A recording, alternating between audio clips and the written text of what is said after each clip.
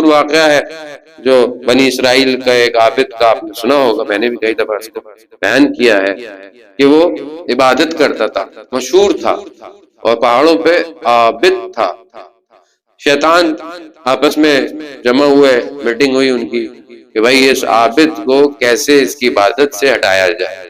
وہ ظاہر ہے آپ کو پتا ہے شیطان آلویز آن ہے، ایکٹیو ہے. وہ ایسا نہیں ہے کہ شیطان جو ہے وہ کبھی سوتا ہوتا ہے، وہ اپنا کام پورا صحیح کرتا ہے.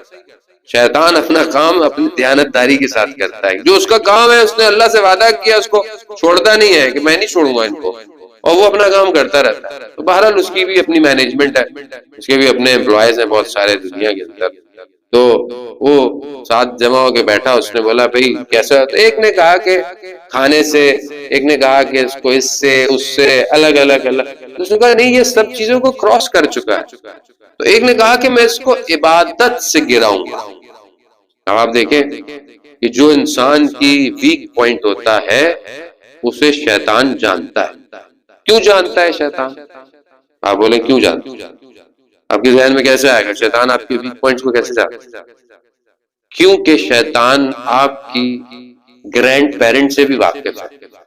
ان کو پتا ہے کہ اس کے فیملی میں، اس کے جینز میں کیا پرابلم، یہ ویکنس اس کی فیملی میں چلتی ہوئی آ رہی ہے. وہ جانتا ہے، وہ وہیں سے آتا ہے اور وہی وہیں سے. اور اس لیے قرآن اور آیات کہتی ہیں کہ آپ شیطان کو ہلکا مت سمجھیں. شیطان کو مت سمجھیں کہ مطلب شیطان سو رہا ہے یا نہیں. شیطان عدو مبین ہے، آشکار سخت ترین دشمن ہے تمہارا.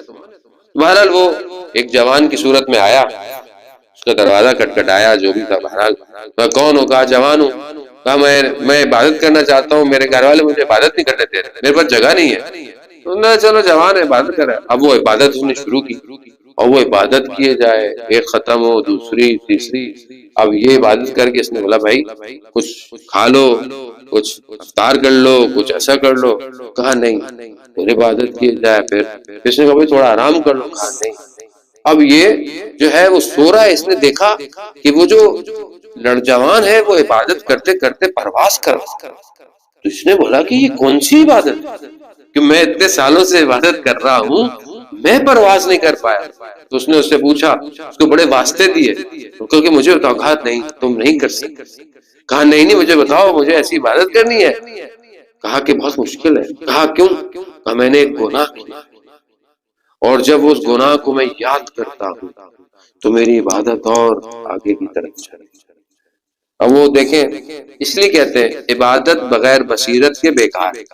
یعنی بصیرت ہونی چاہیے، انسان کی آنکھ کھلی بھی ہونی چاہیے. صرف عبادتوں سے کچھ نہیں ہو سکتا. ہاتھ میں تسبیح استغفر اللہ استغفر اللہ، کچھ نہیں ہونے والا جب تک آپ کی بصیرت نہ ہو، آن نہ ہو کہ what's happening in the world. Actually آپ کو پتہ ہی نہ ہو حق کہاں ہے باطل کہاں ہے. تو وہ عابد بیچارہ سادہ سا عابد تھا. اس نے بولا کون سا گناہ کرا تم نہیں کر سکتے؟ کہا نہیں مجھے بتاؤ.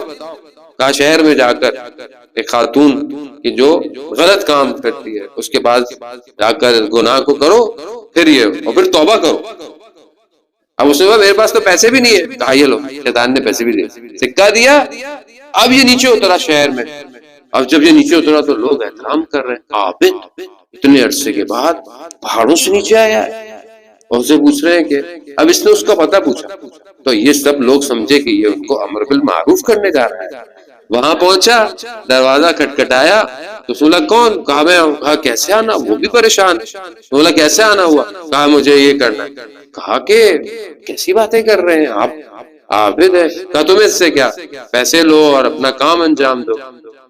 بہرحال آپ دیکھیں کہ وہ خاتون معاشرے میں اس کا کردار اچھا نہیں تھا مگر بصیرت رکھتی تھی. اس نے کہا کہ دیکھیں آپ یہ کام کیوں کرنا چاہتے؟ کہا کہ تاکہ میں توبہ کروں گا میری عبادت میں فرق آئے گا، عبادت اچھی ہوگی.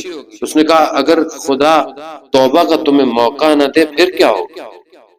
یعنی ایک جملہ اس کا جو ہے وہ اس عابد کو جا کر ہٹ کیا. وہ کہا کہ وہ یقیناً شیطان ہے جو آپ کو گمراہ کر رہا ہے. آپ جائیں، اگر وہ ابھی بھی وہاں پر ہو تو آپ جو کہیں گے میں انجام دوں گی، لیکن اگر وہ نہیں ہوا تو سمجھ لیں وہ شیطان. اور یہ عابد واپس جاتا ہے، دیکھتا ہے وہاں کوئی نہیں ہوتا، پھر استغفار کرتا ہے، توبہ کرتا ہے، خدا کی بارگاہ میں شرمندہ ہوتا ہے. لیکن جیسے ہی عابد جاتا ہے تو یہ خاتون جو ہے اس کا ضمیر، اس کا انر جو ہے وہ اس کو کہتا ہے کہ تم نے اس کو تو کہہ دیا کہ توبہ کرو، یہ توبہ کا موقع تمہیں ملے گا کہ نہیں، تمہارا اپنے بارے میں کیا خیال؟ یہ خیال آنا تھا تو اس نے توبہ کی، اور اسی رات کو وہ گریا کرتے کرتے اس کی ڈیتھ ہو گئی۔ دوسرے دن اللہ نے اس زمانے کے نبی کو وحی بھیجی کہ جاؤ ایک اولیاء خدا کا انتقال ہو گیا ہے، اس کا جنازہ پڑھو۔ وہ جانے جب انسان حدود الہی کو سمجھ جائے تو پھر یہ نہیں ہے کہ آپ نے لمبی لمبی عبادتیں کی کئی کئی سال، نہیں، خدا ایک لمحے میں اپنے بندے کو اپنا ولی بنا، لیکن وہ رابطہ، وہ کنیکشن، وہ جو ہے وہ آپ کو کریٹ کر، اور وہ بہرحال زندگی میں بعض اوقات حادثوں سے، بعض اوقات کسی انسیڈنٹ سے، کسی چیز سے، کسی لاس سے، کسی گین سے بعض اوقات انسان جو ہے وہ حاصل کر سکتا ہے۔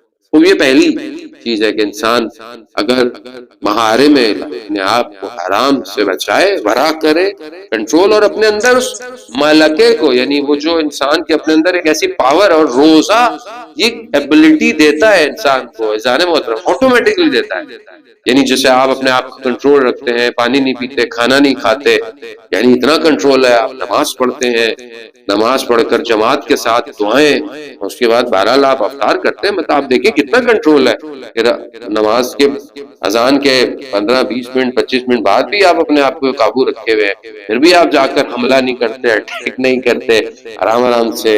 اور یہ بچے ماشاءاللہ جو کر رہے ہوتے ہیں، یہ ہم سے بھی لیٹ کھولتے ہیں روزہ بھی، ہمیں نہیں پتا اذان ہو رہی ہو، یہ کچھ کھاتے پیتے ہمیں نہیں پتا، لیکن بہرحال تو یہ چیز کیا ہے، یہ آپ کے اپنے اندر ایک پاور آٹومیٹکلی آپ کو دے رہی ہے کہ you can do all these things, you can cope your self, آپ کور کر سکتے ہو، شجاعت کر سکتے ہو، پاور ہے نا۔ خوب یہ پاور ہمیں باقی کاموں میں بھی تو آنی چاہیے۔ یہی پاور جو ہے وہ ہائیبرڈ گاڑی کی طرح جو بیٹری خود بخود چارج ہوتی رہتی ہے، روزہ اصل میں ہمیں اندر سے چارج کر رہا ہے۔ چارج اس لیے کر رہا ہے کہ تم نے بعد میں بھی چلنا ہے، یہ نہیں کہ روزہ ختم ہو گیا تو چلو بھائی اللہ تعالیٰ بھی چلے گئے، سب چلے گئے، سب آن ہو گیا، ساری چیزیں نہیں، اس کو آگے لے کر ہمیں اپنے آپ کو چلانا ہے۔ صلوات بھیجتے محمد وعلیہ